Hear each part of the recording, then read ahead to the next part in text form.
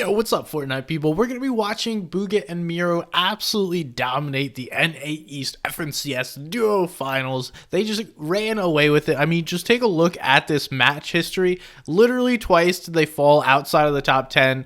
Every other game, fourth, third, 6th, 7th, 10th. Like, that is incredible. So we're going to watch a game, see how they are so good, and let you guys learn something. Alright, I'm not going to talk a ton about off-spawn because they were uncon the whole time. They basically had all of Chonkers, like not just a piece of it, like literally the entire thing. And occasionally they'd bully these two guys off-spawn, get some elims, get some tags, but really clean off-spawn. We see them coming out of here with plenty of chugs, plenty of weapons.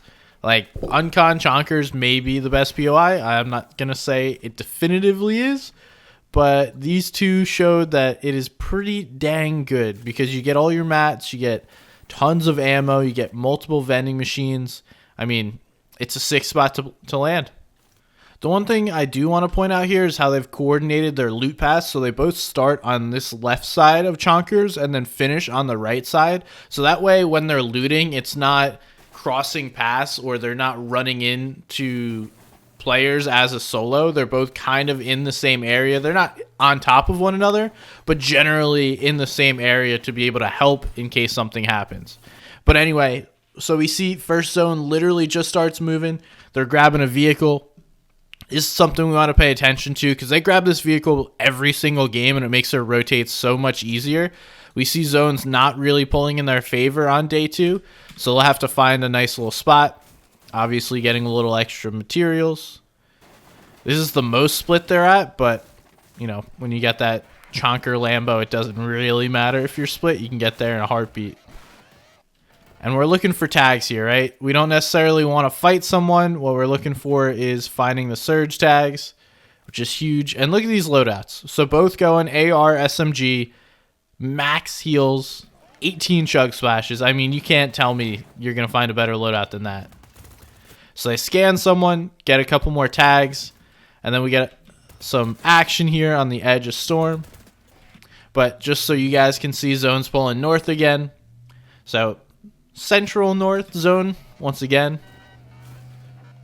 Zones were fairly kind besides a few that pulled like max to the edge, but for the most part it felt like a lot of zones were center. And we see what they're doing along their rotates here. They're finding players, stopping, getting tags, and just moving along.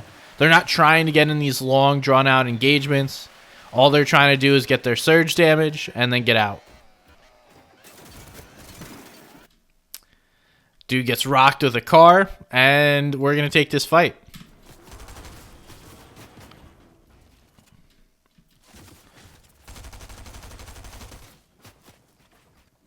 So these fights definitely slow down. Need to make sure you're getting the damage on the downed body for extra surge damage. And then this other player, they know, you know, he'll go get away for so long, but that's only going to last a certain amount of time. And boom. It's really hard to 2v1 in this meta, especially with the SMGs. Like, that's just the way it is. Mero picking up a little upgrade on the SMG. These guys have unlimited heals at this point, just literally unlimited. So that easily puts them above surge for the next 2 zones. So they're just chilling. They have extra mats. They're gonna chill here, not really do much. I'll make note if they do anything, but a lot of this is just hanging out, using all these extra builds, running around, being a pain in the butt to people. And just one point of note, this isn't a visual bug or a replay bug. These guys are literally just chilling here doing nothing. They don't need to do anything, so there's no point of risking damage or giving other people surge damage. We see zone does pull third. We're going north once again. They get back in their car, and they're going to full send it right towards the center zone. This is the best spot you can be in this zone. And look at this. They're dead center third. Basically use no mats, only what they've built in. And they're big chilling. Like, that is the best you can ask for if you're rotating into third. And this is why using the vehicles for them is just massive. A few other teams did this successfully, like Jamper and Duke successfully used cars to rotate, but they didn't have the chonker tires or the big tires on them. So it wasn't as useful. But now we see once again, these guys are just chilling, doing nothing, right?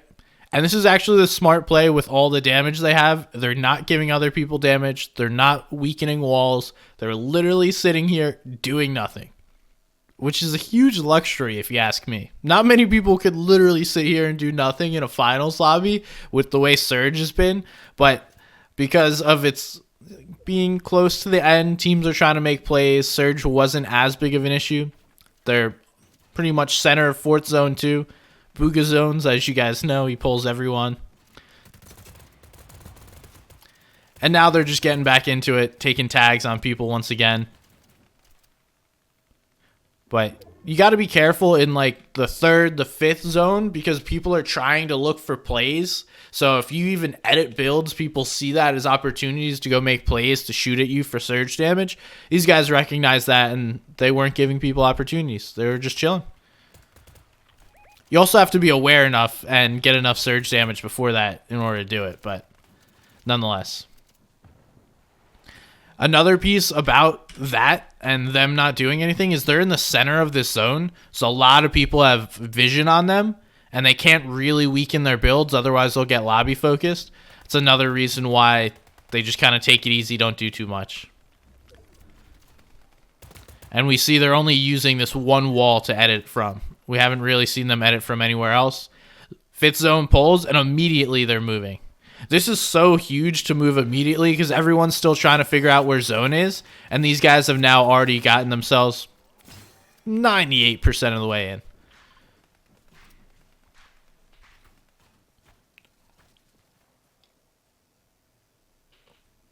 But this will give them a really good spot to hold people, and then you just kind of build a few more boxes on your way in over time.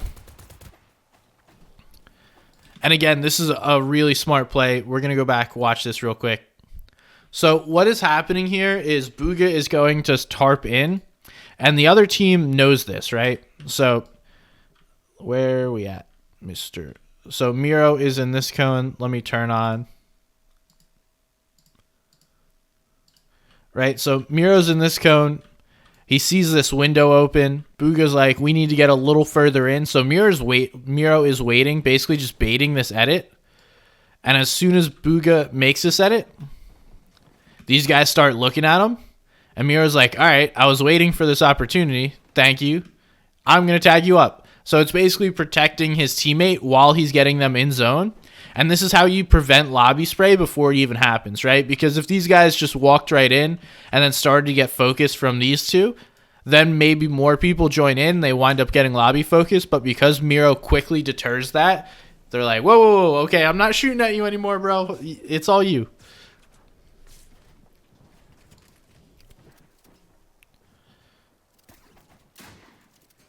And now they're chilling, build themselves in. One big piece is to make sure you're always building in metal when you're based up, because people will just shoot at brick. Just chilling in metal is very important in like 4th, 5th zones.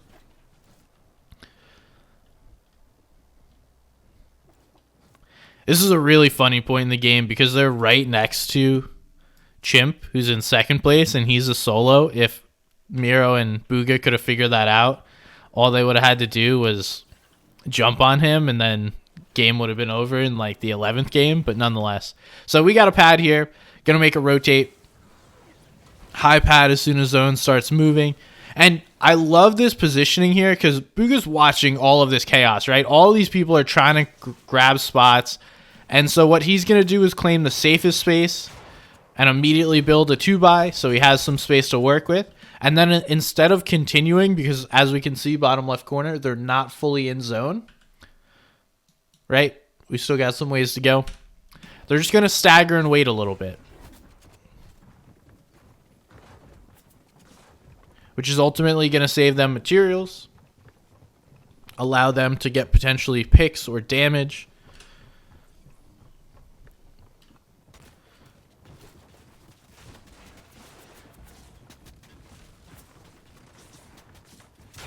And, like, look at how cheap that rotate was as opposed to tarping the whole way. And then Bugha gets there. Boom. These guys are chilling. They're in zone. Mero spent half the mats you would as opposed to making a full tarp rotate. Now they're just looking backside, trying to pick up elims. And one of the things I've noticed about these two is it's a constant effort to always look at the same thing. So if one of them is doing something, they're making sure that they're both doing it. Bugha leading the tarp around. So they push themselves.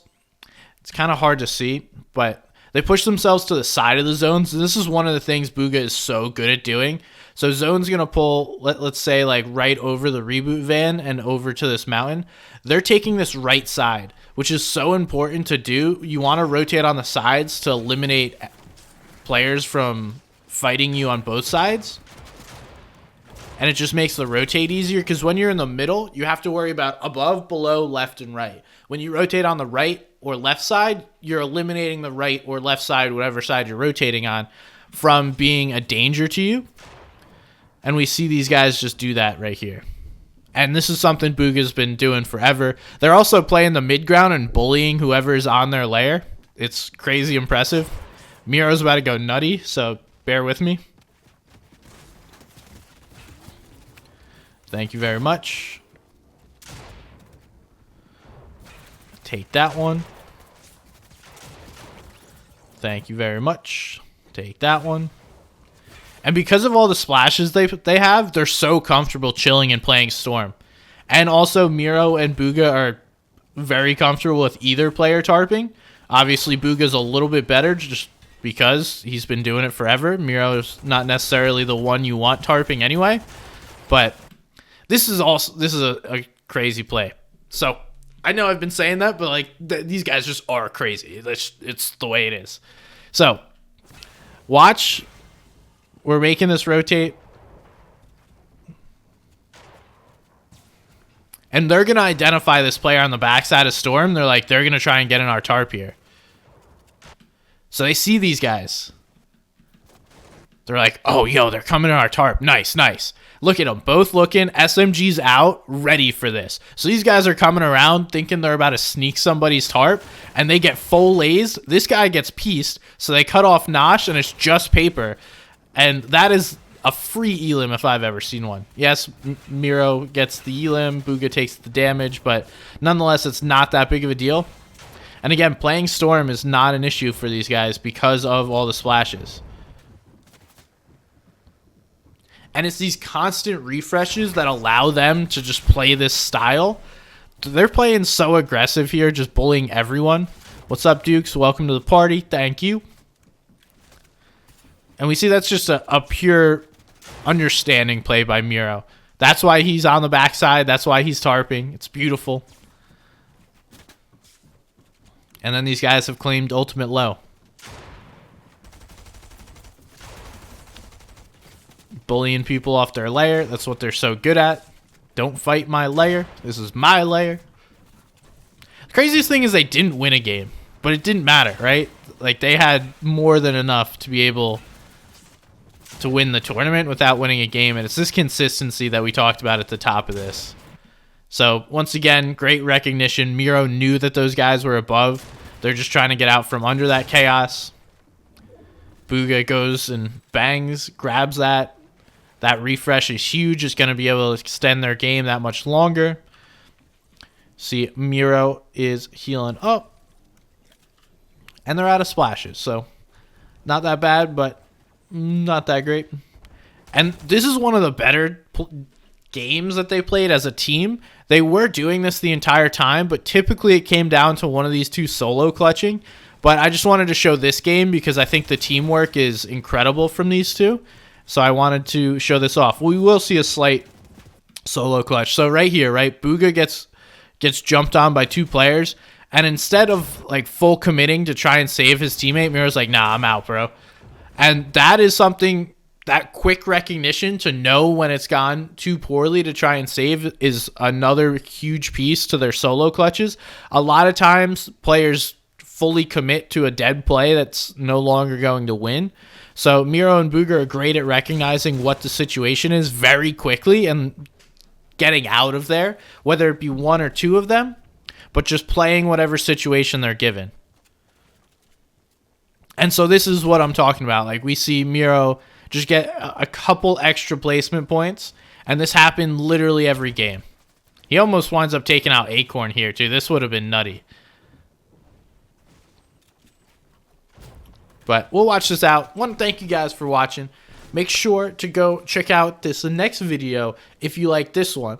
And I appreciate you. My name's Somebody's Gun. Like and subscribe to stuff and do those things. And I will see you guys next time. Peace.